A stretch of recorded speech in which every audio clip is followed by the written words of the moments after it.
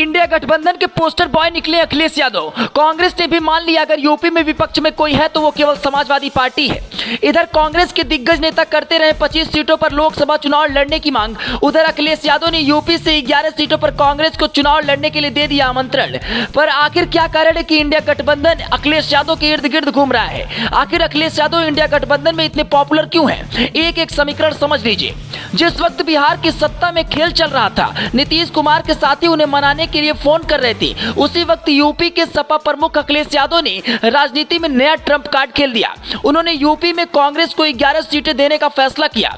यह सिर्फ सीटों का ऑफर नहीं था, बल्कि यह विपक्ष यानी इंडिया की राजनीति का कद और किरदार का ऑफर भी था। इसके साथ ही सियासत के सबसे बड़े सूबे में अखिलेश यादव ने इंडिया की बुझी हुई लौ को जलाने का काम किया।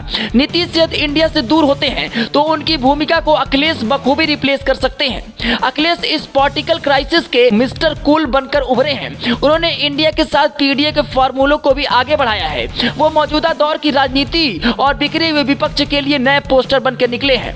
अब ये समझ लेते हैं कि अखिलेश इतने पॉपुलर और पावरफुल क्यों हैं। अखिलेश उस राज्य से आते हैं जो सियासत का ना सिर्फ सबसे बड़ा सूबा है, बल्कि जहां लोकसभा की 80 सीटें हैं। प्रधानमंत्री नरेंद्र मोदी, रक्षा मंत्री राजनाथ सिंह जैसे बड़े नेताओं का चुनावी राज्य है और उस राज्य में अखिलेश यादव सबसे मजबूत विपक्ष चेहरा है।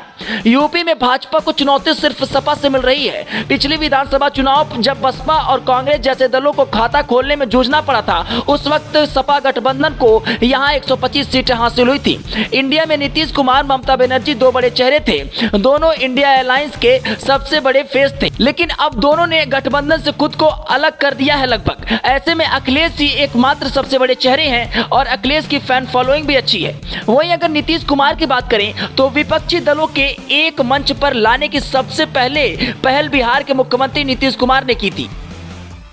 आरजेडी के साथ गठबंधन के बाद वो लगातार अलग अलग राज्यों में जाकर विपक्ष के नेताओं से मिलते थे, उन्हें एकजुट करने के लिए, एक साथ चलने के लिए कहते थे। लेकिन अब वही नीतीश इंडिया से दूर जा रहे हैं। नीतीश ने इंडिया का फॉर्मूला सुझाया था। वो तेजस्वी को लेकर यूपी भी गए थे और यहां अखिलेश यादव से मुलाकात भी की थी। Bureau report, Hindi network.